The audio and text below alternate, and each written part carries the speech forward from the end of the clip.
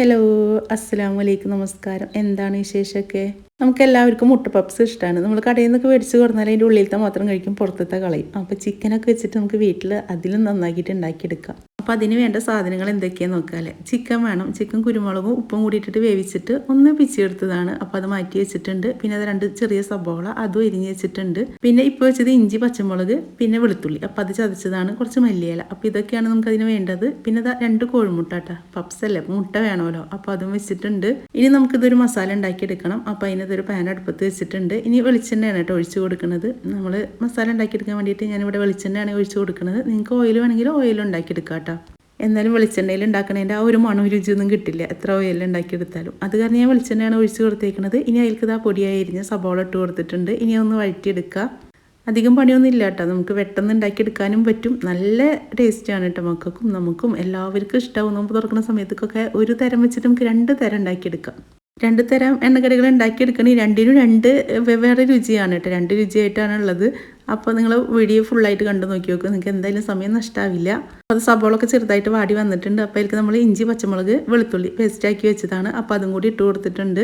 ഇനി ഇതിലേക്ക് പൊടികൾ ഇട്ട് കൊടുക്കണം. ഗരം മസാലപ്പൊടി ഇട്ട് കൊടുത്തിട്ടുണ്ട്, കുരുമുളക് പൊടി, മഞ്ഞൾപ്പൊടി, പെരിഞ്ചീരക പൊടി, കാശ്മീരി ചില്ലി, കുറച്ച് മല്ലിപ്പൊടി. അപ്പോൾ ഇത്രയൊക്കെയാണ് നമ്മൾ ഇട്ട് കൊടുത്തേക്കുന്നത്. ഇനി ഒന്ന് സിമ്മിലാക്കി വെച്ചതിൻ്റെ ശേഷം നന്നായിട്ടൊന്ന് ഇളക്കി അതിൻ്റെ ഒരു പച്ചമണം മാറണ വരെ ഇളക്കി കൊടുക്കണം. ആ ഒരു മസാലക്കുത്ത് മാറി വരണം കേട്ടോ. അപ്പോൾ അത് കാരണമാണ് നമ്മൾ കുറച്ച് നേരം നന്നായിട്ടൊന്ന് ഇളക്കി കൊടുക്കാൻ പറയുന്നത്. ഇന്ന് കുറച്ച് വെള്ളം കൂടി ഒഴിച്ചിട്ട് ആ മസാലക്കുത്തൊന്ന് മാറ്റിയെടുക്കുക. അപ്പോൾ അതൊന്ന് കുറച്ച് നേരം അങ്ങോട്ട് വെന്ത് വരുമ്പോൾ ആ മസാലക്കുത്തൊന്ന് മാറി വരും. അപ്പോൾ ഇനി അതിലേക്ക് നമ്മൾ വേവിച്ച് വെച്ച ചിക്കൻ ഉണ്ടല്ലോ, അപ്പോൾ അതും കൂടി ഇട്ട് കൊടുക്കുക. ഇത് ഞാൻ ഉപ്പും കുരുമുളകും കൂടി ഇട്ടിട്ട് കുക്കറിൽ ഒരു 2 വിസിലടിച്ചെടുത്തതാണ് കേട്ടോ ചിക്കന്. അപ്പോൾ വെന്ത ചിക്കനാണ്, അത് നമ്മൾ കൈ കൊണ്ട് ഇങ്ങനെ വെച്ചിട്ടാൽ മതി. അപ്പോഴാണ് നമുക്കിത് കഴിക്കുന്ന സമയത്തൊന്ന് കടിക്കാൻ കിട്ടുള്ളൂ. അപ്പോൾ അതൊന്ന് കുറച്ച് ആയി വന്നപ്പോൾ കുറച്ച് മല്ലിയിലയും കൂടി ഇട്ട് കൊടുക്കുന്നുണ്ട്. ഞാൻ കറിവേപ്പിൻ്റെ ഇല ഇട്ട് കൊടുത്തിട്ടില്ല കേട്ടോ. വേണമെങ്കിൽ നിങ്ങൾക്ക് ചെറുതാക്കി അരിഞ്ഞിട്ട് അത് വേണമെങ്കിൽ ഇട്ട് കൊടുക്കാം. ഞാൻ ഇപ്പോൾ കറിവേപ്പിൻ്റെ ഇല ഇട്ടിട്ടില്ല, മല്ലിയിലയാണ് ഇട്ട് കൊടുത്തേക്കുന്നത്. ഇനി നമ്മൾ ഒഴിച്ചാൽ വെള്ളം ഉണ്ടല്ലോ ഒന്ന് വറ്റി വന്നു കേട്ടോ. അപ്പോൾ അതുവരെ ഒന്ന് കുറച്ച് നേരം കൂടി ഒന്ന് ഇളക്കിയതിൻ്റെ ശേഷം ഇങ്ങനെയാണ് കേട്ടോ നമുക്ക് മസാല കിട്ടിയേക്കുന്നത്. അപ്പോൾ അതൊന്ന് ചൂടാറി വരട്ടെ. അപ്പോൾ നമുക്കത് മാറ്റി വെക്കാം. ഇനി നമുക്ക് ചപ്പാത്തി പോലെ കുഴച്ചെടുക്കണം. അപ്പോൾ അതിന് വേണ്ടിയിട്ട് മൈദയാണ് എടുക്കുന്നത്. അപ്പോൾ 1.5 കപ്പ് മൈദ എടുക്കുന്നുണ്ട്. ഞാൻ 2 തരം ഉണ്ടാക്കുന്നുണ്ടെന്ന് പറഞ്ഞല്ലോ. അപ്പോൾ ഞാൻ 1.5 കപ്പാണ് എടുക്കുന്നത്. ഇനി ഇതിലേക്ക് ആവശ്യത്തിനുള്ള ഉപ്പ് ഇട്ട് കൊടുക്കുക. നമ്മൾ അപ്പസോഡ അങ്ങനെ ഒന്നും ഇട്ട് കൊടുക്കുന്നില്ല, ഈസ്റ്റ് ഒന്നും ഇട്ട് കൊടുക്കണില്ല കേട്ടോ. നമ്മൾ ഉപ്പ് മാത്രമാണ് ഇട്ട് കൊടുക്കുന്നത്. ഇനി പച്ചവെള്ളം വെച്ചിട്ടാണ് കുഴച്ചെടുക്കുന്നത്. ആവശ്യത്തിനുള്ള പച്ചവെള്ളം ഒഴിച്ചിട്ട് നമ്മൾ ചപ്പാത്തി മാവ് കുഴക്കില്ല അതുപോലെ ആക്കി കുഴച്ചെടുത്താൽ മതി. നേരത്തെ കുഴച്ച് വെക്കണമെന്നില്ല കേട്ടോ, ഇത് ഉണ്ടാക്കുന്ന സമയത്തേക്ക് മാത്രമാണ് ഞാൻ കുഴച്ച് വെക്കണത്. അല്ലാതെ നമ്മളിത് കുറേ നേരം കുഴച്ച് വെക്കുക അങ്ങനെയൊന്നും വേണ്ട. ഇനി ഇതിൻ്റെ മീതെ കുറച്ച് ഓയിലും കൂടി ഒന്ന് ഒഴിച്ച് കൊടുക്കുക. നമുക്ക് പൊടിയൊന്നും കൂടി സോഫ്റ്റായിട്ട് കുഴച്ച് കിട്ടാൻ വേണ്ടിയിട്ടാണ്. ഓയിലാണ് കേട്ടോ ഒഴിച്ച് കൊടുത്തേക്കുന്നത്, വെളിച്ചെണ്ണ അല്ല. അപ്പോൾ ഞാൻ സൺഫ്ലവർ ഓയിലാണ് ഒഴിച്ച് കൊടുത്തേക്കുന്നത്. ഓയിൽ ഒഴിച്ചതിന് ശേഷം ഒന്നും കൂടി നന്നായിട്ട് കുഴച്ചിട്ട് നമുക്ക് എത്ര ഉരുളകളായിട്ടാണ് വേണ്ടതെങ്കിൽ അതിനനുസരിച്ചിട്ട് ആക്കിയെടുക്കുക. അപ്പം കുറച്ച് വലുതാക്കിയിട്ട് തന്നെയാണ് ഉണ്ടാക്കിയെടുക്കുന്നത്. നമുക്ക് പെട്ടെന്ന് ഉണ്ടാക്കി കഴിയണമല്ലോ, അല്ലെങ്കിൽ നോമ്പ് തുറക്കുന്ന സമയത്തേക്ക് പണി കിട്ടും. ഞാനിതൊക്കെ അസറിന് ശേഷമാണ് കേട്ടോ ഉണ്ടാക്കാറുള്ളൂ, അല്ലാണ്ട് അതിൻ്റെ മുന്നേ ഉണ്ടാക്കി വെക്കുക അങ്ങനെയൊന്നും ചെയ്യില്ല. ആ ഒരു സമയത്തേക്ക് കയറിയിട്ട് എന്തൊക്കെയാവും അതൊക്കെ ആക്കും.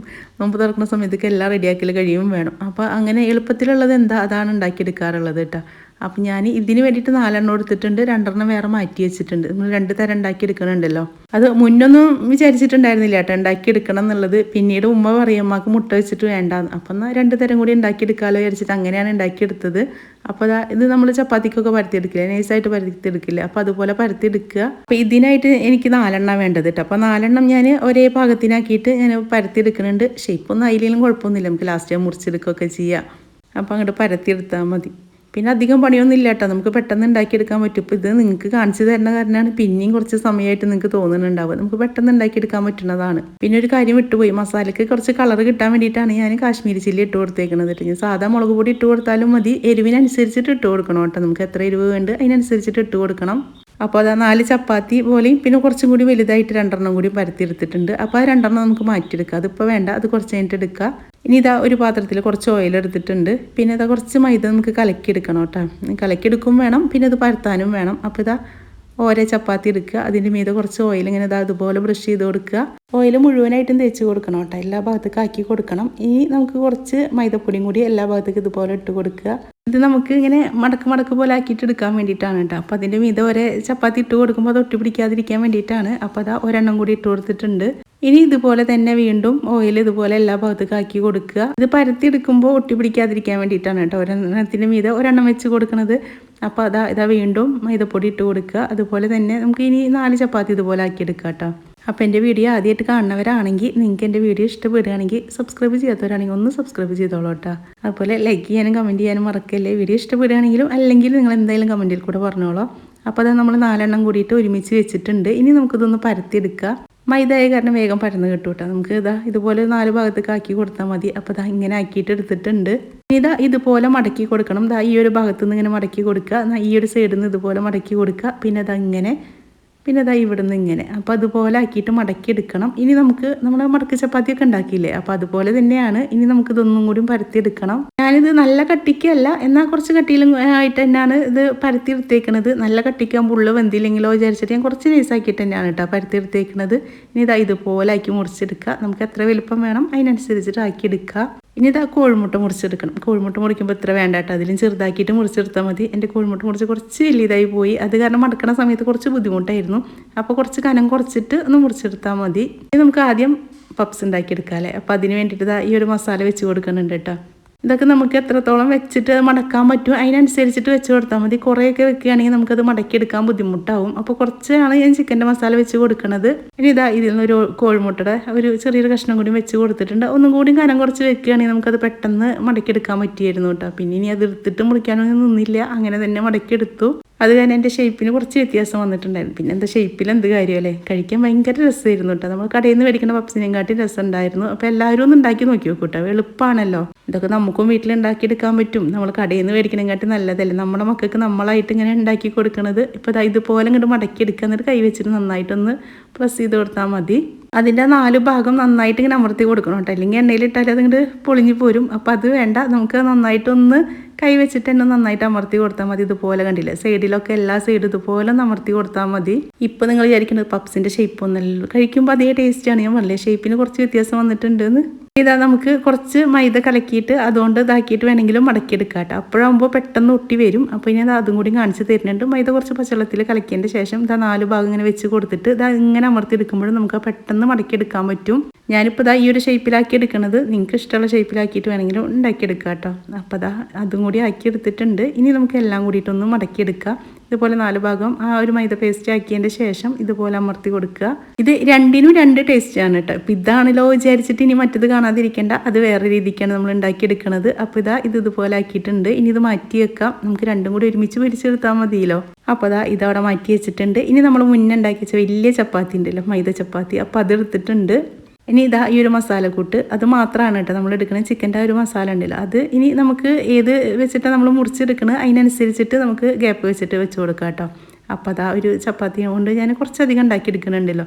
നമുക്ക് 1 എണ്ണം 2 എണ്ണം ഒന്നല്ല, ഒരു 8 എണ്ണമൊക്കെ കിട്ടിയിട്ടുണ്ടായിരുന്നു. അപ്പോൾ ഈ ഒരു 8 ഭാഗത്തേക്കും ഇതുപോലെ ആക്കി വെച്ച് കൊടുത്തിട്ടുണ്ട്. ഇനി 2 ചപ്പാത്തിയെല്ലാം ഉണ്ടാക്കി വെച്ച്, അപ്പോൾ 1 എണ്ണം കൂടി അതിൻ്റെ മീതൊക്കെ വെച്ച് കൊടുത്തിട്ടുണ്ട്. അപ്പോൾ ഒരു ഭാഗം പൊട്ടിയിട്ടൊക്കെ ഉണ്ട് കേട്ടോ. അതൊന്നും കുഴപ്പമില്ല, നമുക്ക് ഉണ്ടാക്കിയെടുക്കുന്ന സമയത്ത് മൈദല്ലേ, നമ്മൾ എങ്ങനെ ഒട്ടിച്ചാലും അത് ഒട്ടി വരും.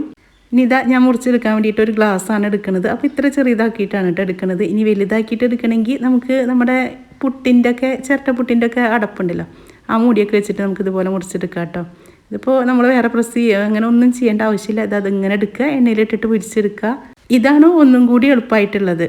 നമ്മൾ മറ്റേ മുട്ടൊക്കെ വെച്ചിട്ട് ഉണ്ടാക്കണേക്കാട്ടി ഒന്നും കൂടി എളുപ്പമുള്ളതാണ്. പക്ഷേ അതും ഒന്നും കൂടി കഴിക്കാൻ ടേസ്റ്റാണ് കേട്ടോ. അപ്പോൾ രണ്ടിനും 2 വ്യത്യാസമാണ്. അപ്പോൾ നിങ്ങൾ എന്തായാലും രണ്ടും ഒന്ന് ഉണ്ടാക്കി നോക്കി നോക്കൂ കേട്ടോ. ഒരൊറ്റ മാവ് കുഴച്ചെടുത്താൽ മതിയല്ലോ.